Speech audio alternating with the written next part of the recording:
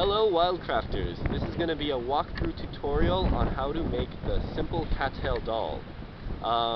This tutorial is very much inspired by Mors Kochanski, bushcraft legend, who helped popularize the craft of the Cattail doll in the bushcrafting community. But the technique we're going to use in this video is a little bit different than his. So yeah, let's get right into it. For this video, you will need first of all some cattail leaves, which you can find growing around many marshes or ponds. You will probably only need about 1 or 2 plants worth, and it is important to let them dry just a little bit until you can twist them around like so reliably and see that it is holding tension. So you need to dry them not too much, but not too little. You will also need for this particular technique, a forked branch. I like ones where the 2 tines are closely symmetrical, but non-symmetrical forked branches will do just as well. And finally, just a pair of scissors. So, first thing you do is you take a single leaf and you start rolling it into a ball. I hope you can maybe see a bit of what I'm doing. And in this step and in every step of the doll making process, it's important to keep things very tight as you can. That's why having good tensile strength in the leaves is important. So I'm starting to get my ball shape here. So yeah, Mors Kochanski was popularized the Cattail doll in the bushcrafting community, but beyond the recent bushcrafting community, it's quite certain that Cattail dolls have been made for centuries by indigenous people in northern America and probably elsewhere. I couldn't find that many resources on reading about the specific Cattail doll traditions in indigenous cultures.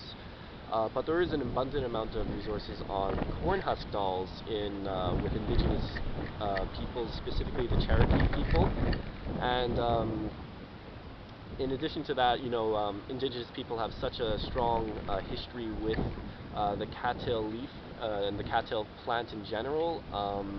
Robin Waller KIMMERER dedicated an entire chapter in her book BRAIDING Sweetgrass about this. So yeah, that's very cool, and if you're interested in learning more, you can check it out. Here I have about a ball shape that I'm quite happy with. It's about, this is going to give the approximate shape of the head. You want, the head is about 1/8 of the entire length of the body, so that's a good thing to keep in mind. Another good thing to keep in mind is the entire length of your arms is about the length of your height. But don't let that hold back your imagination if you want to play with longer arms. So, to continue making the head, you then take another leaf. It's good to look for broad ones, and you clamp it over the head of the cattail ball you made, like so. And it's good to pile on maybe a few more to get a broader, more solid connection there. So, at least once in this direction, and then another going across that other one. And for the outermost one, it's good to take a very broad leaf. Maybe this one is pretty broad. And do this. Sometimes it is known as creating a sort of hood effect. And there you have it. There is the beginning of the head.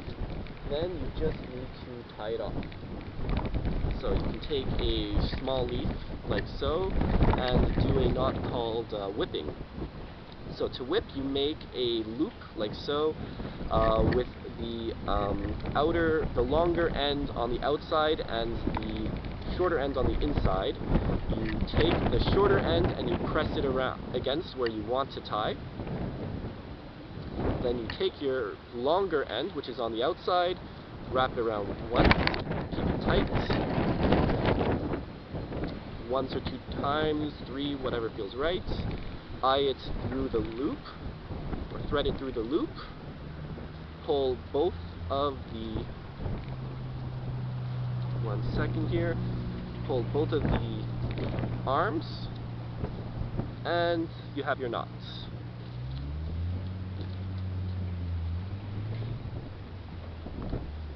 There. At this point, I like to tie on the branch, which we will use for later, for many things like adding structure, and it's good for anchoring hair, which we are going to cover in a later video.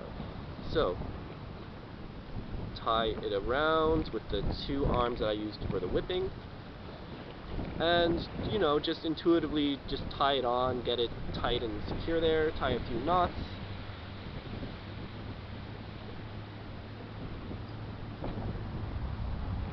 And you have your basic foundation with the head and the branch.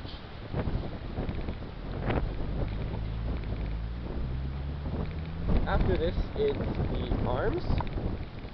So, take about 2 medium-sized leaves that are approximately the same size and width, ideally, and try to find the middle section where it is more or less even. The shape of the leaf naturally goes bigger towards the base and thinner towards the top, but you can cut out maybe a middle section like so, and let's do the same thing with the other one.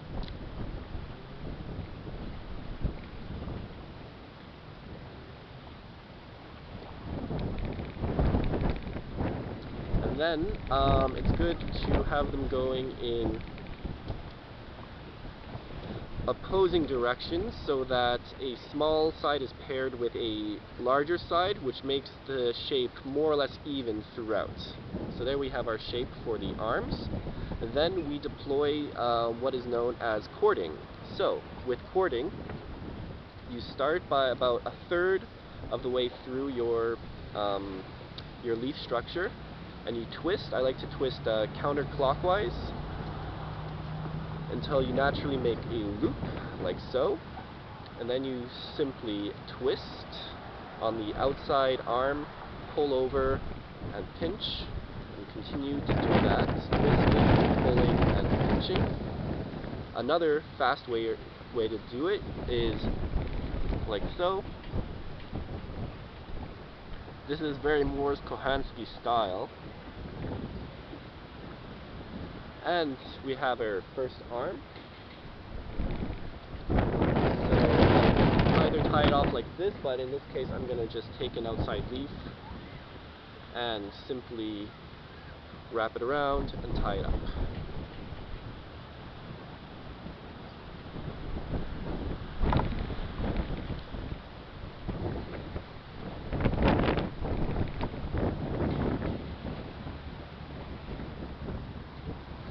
So for the second arm, you're left with 2/3 of your original leaf structure, so you just need to start halfway through it.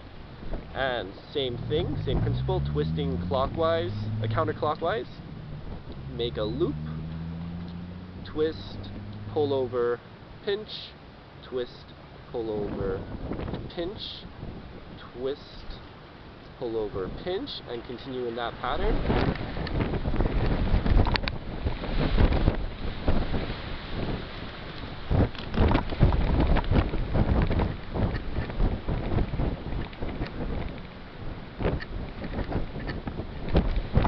Okay, take another leaf.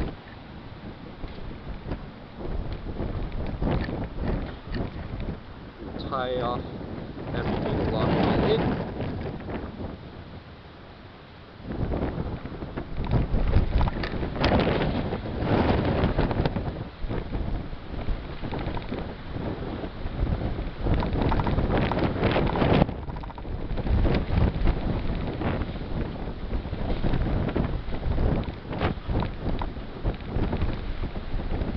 And there we go.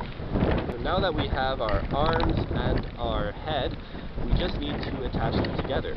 So I like to take the arm piece and position it at the base behind the branch and the head, and then tie it on in any intuitive way. I'll try to show you the method that I like to use, where I take a leaf, I cross over like so, and then I wrap around the waist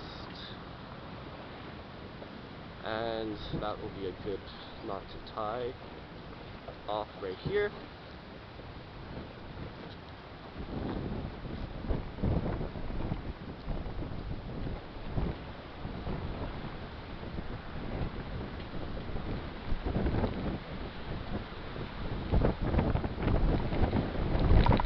There, and then we can maybe cross over this part to keep it in place, this side, wrap around again, and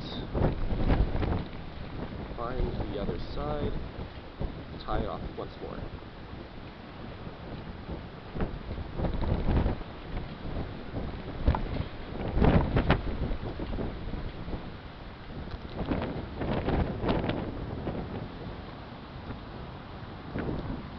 There. And you'll get something like this. You can play with it to however you like it, how you like the positioning and everything like that.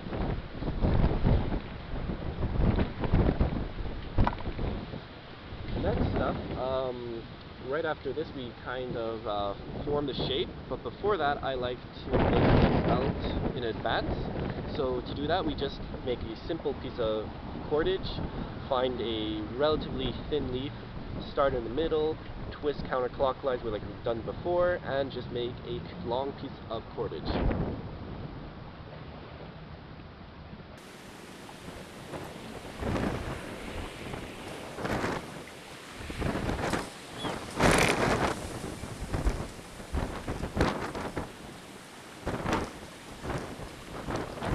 That should be more than enough.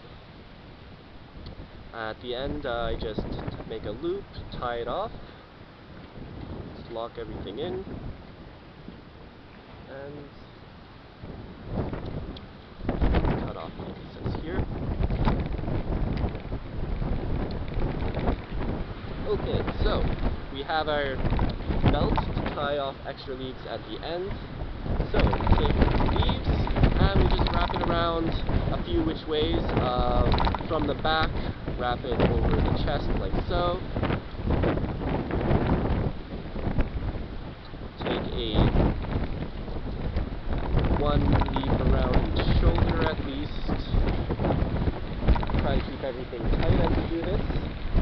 Having a bit of an awkward angle here, so that you can see as clearly as possible.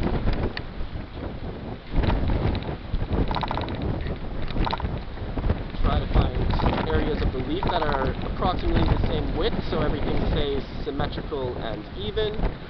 And you can also do one wrapping around the neck like so. The more leaves you use, the more of a shape will develop, but I like to keep it relatively conservative and minimalist. I'm just gonna wrap everything around now. There we go, get a form. Find our belt that we had earlier. That's another part of this craft. You often find yourself looking for little things that you left in the grass or wherever you are working. Tie off everything.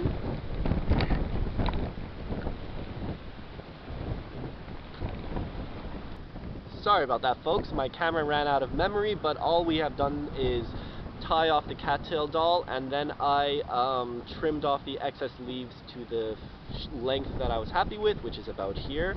You can see we have some branch to hold it like a puppet. You can trim that if you want. You can trim these if you would like, the tines.